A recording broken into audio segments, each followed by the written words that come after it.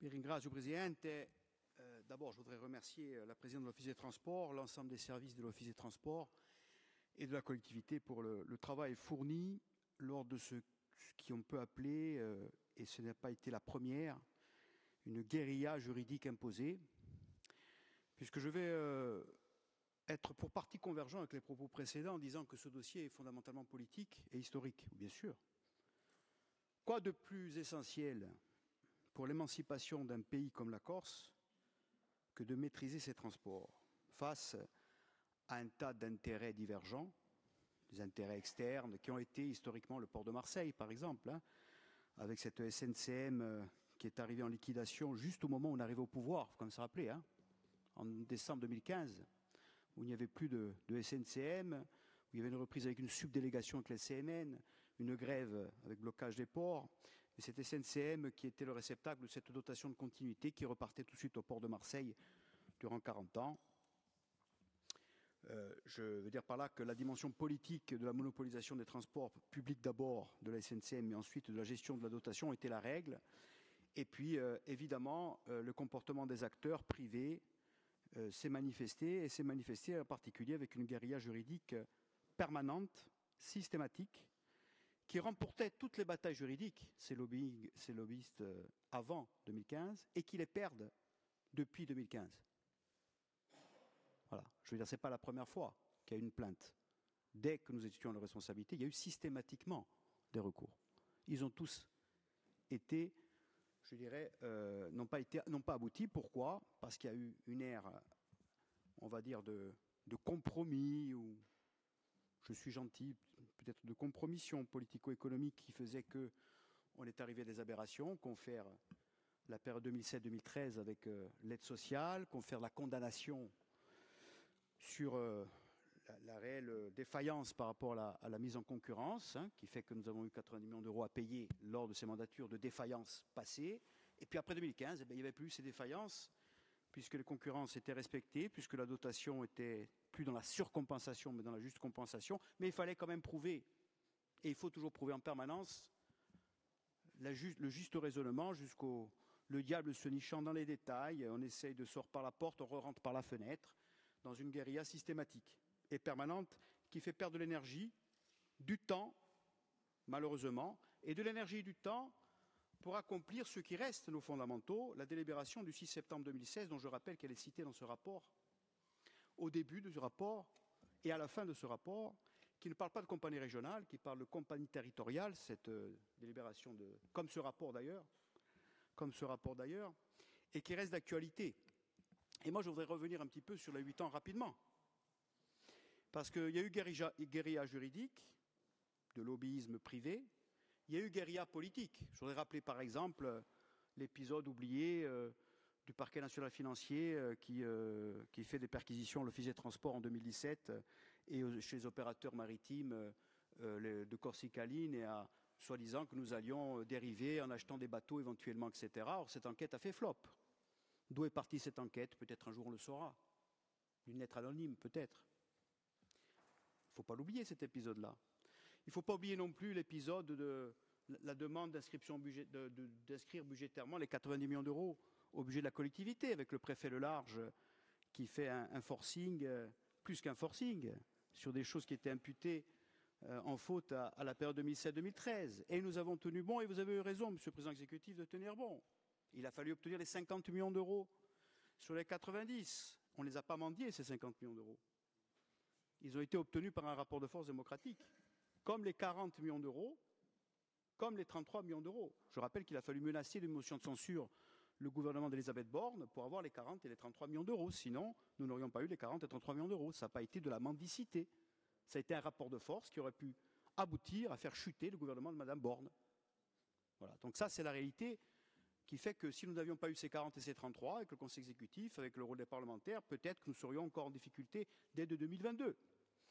Donc il y a eu tous ces combats face à la guérilla juridique, face au lobbyisme aussi politique, et puis il y a eu quand même des avancées importantes, malgré tout, dans ce contexte. Vous le dites, baisse du tarif fret, sécurisation de la notion de bénéfice raisonnable. Je voudrais rajouter quand même que les compagnies maritimes, depuis lors, si on regarde un petit peu, elles ont 80% de leurs CDD aujourd'hui en Corse.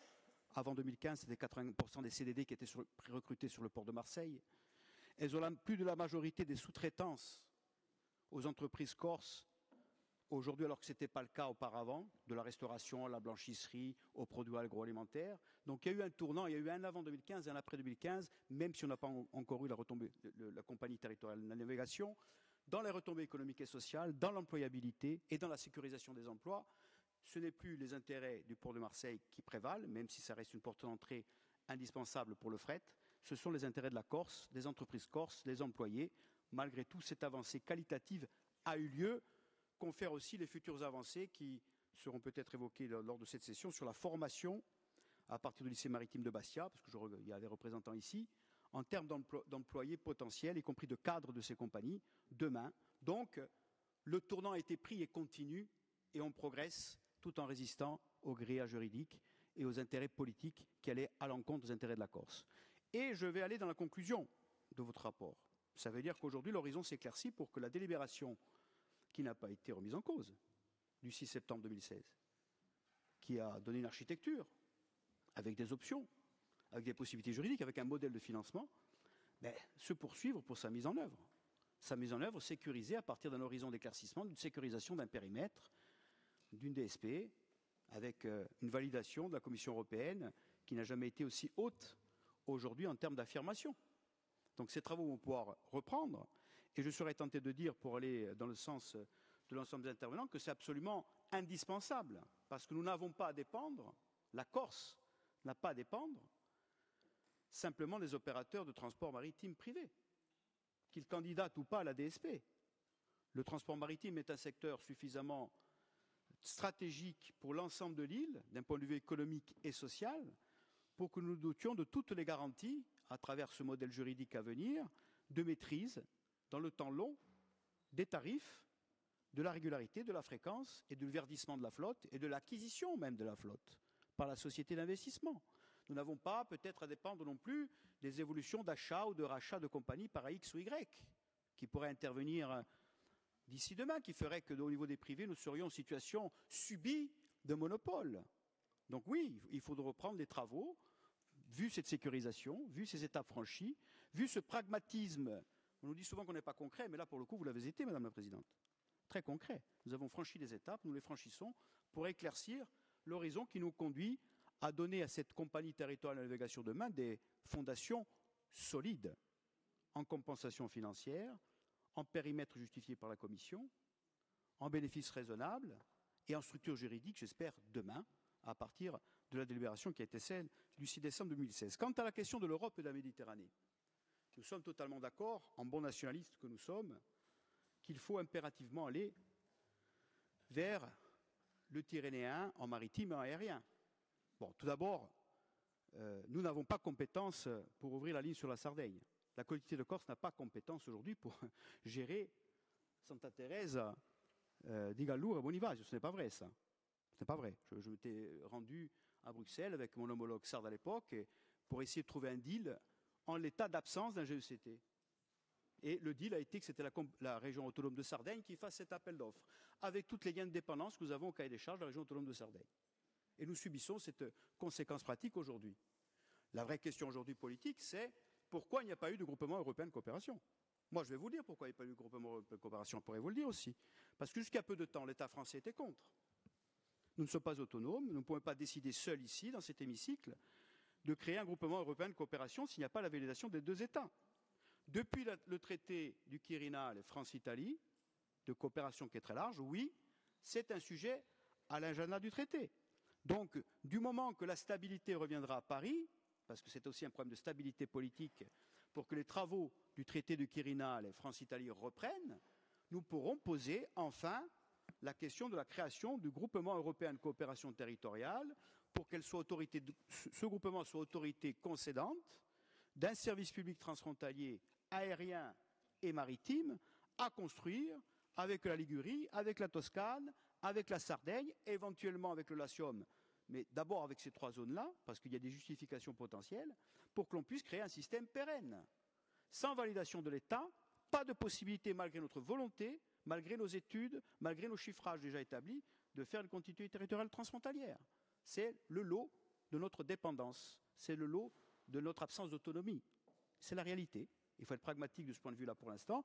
Je pense que nous espérons que les comités de pilotage, celui qui doit avoir lieu à Nice, se réunissent rapidement et que l'on puisse arriver avec nos propositions en la matière dans l'aérien, dans le maritime. Et dans le maritime, je pense évidemment à Corse-Sardaigne, mais je pense aussi évidemment à la question de Bastia, Portofera et Piombino, qui sont des sujets transfrontaliers par essence. Donc nous sommes dans le fil de cette stratégie depuis le début, avec les barrières qui ont été mises aussi souvent que possible par des intérêts contraires. Et je crois que de ce point de vue-là, cette étape, qui n'est qu'une étape, mais qui est une étape indispensable, nous permet d'éclaircir cet horizon-là pour que nous puissions avoir la motivation nécessaire, la volonté nécessaire d'avancer sur ces deux chantiers que sont la compagnie territoriale de navigation, d'une part, et la continuité territoriale européenne et méditerranéenne, aérienne et maritime, d'autre part, qui sont des horizons émancipateurs pour notre économie et notre société en général.